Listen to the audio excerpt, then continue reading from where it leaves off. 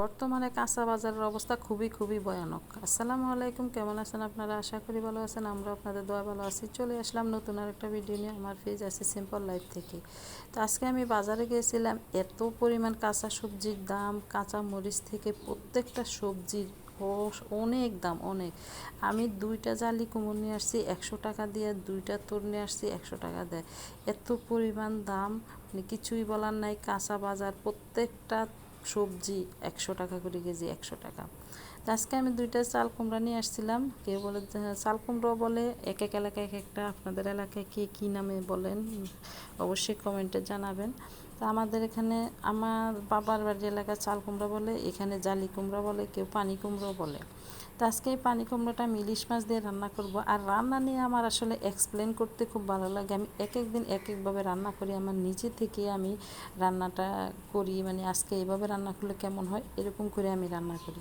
তো এখানে জালি কুমড়োটা রান্না করার জন্য আমি পেঁয়াজটা বেজে এখন কিছু কিছু মশলা, হালকা পাতলা মশলা দেবো। যেহেতু ইলিশ মাছ দিয়ে রান্না করবে, এই জন্য আমি এই মশলার পরিমাণটা একটু কমে দিব। ইলিশ মাছের তাহলে গ্রানটা থাকবে না। আর এই তো আমি মশলাটা কষে এখন এই যে জালি কুমড়োটা দিয়ে দিলাম। আর এই দেখেন, এখানে 2টা জালি কুমড়ো। তো যাদের আসলে বাসায় মানুষ বেশি, তাদের কিন্তু একটা তরকারি হয় না। এখানে 100 টাকা এই জালি কুমড়োটা। আর অন্য তো আছেই। তো আসলে বর্তমানে মধ্যবিত্তদের চলাটা খুবই কঠিন। কাঁচা বাজার যেমন আগুন, এতটা পরিমাণ। এক পা কাঁচামরিচ 70 টাকা, এতটা দামি।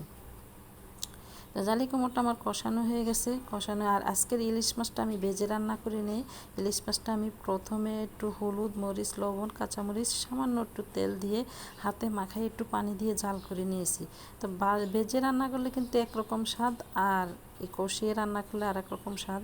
আর আমি সবসময় এরকম কচি চাল কুমড়াগুলো ইলিশ মাছ দিয়ে সর্ষে বাটা দিয়ে রান্না করি, নয়তো বা সর্ষে বাটা দিয়ে জালি কুমড়োটা ভেজে বিরান করি, এতটা ভালো লাগে। তো আজকে আমি এইভাবে রান্না করবো। আর এই তো দেখেন, জাল আগে থেকে জাল করা ইলিশ মাছটাও আমি দিয়ে দিছি চাল কুমড়ায়। মোটামুটি আমার রান্নাটা হয়ে গেছে। এখন আমি কয়েকটা কাঁচামরিচ দিয়ে আবার একটু ডেকে রান্না করব, আর 2 থেকে 3 মিনিট। এখন এই যে দেখেন, আমার তরকারিটা খুব সুন্দর হয়ে গেছে। আর এতটা মজা হয়েছে তরকারিটা। এখন ধনিয়া পাতা দিয়ে আমি নামিয়ে ফেলবো। তো আজকের ভিডিওটা আমার এই পর্যন্তই। সবাই ভালো থাকবেন, সুস্থ থাকবেন, আমাদের জন্য দোয়া করবেন। পরবর্তী ভিডিও দেখার আমন্ত্রণ রইল।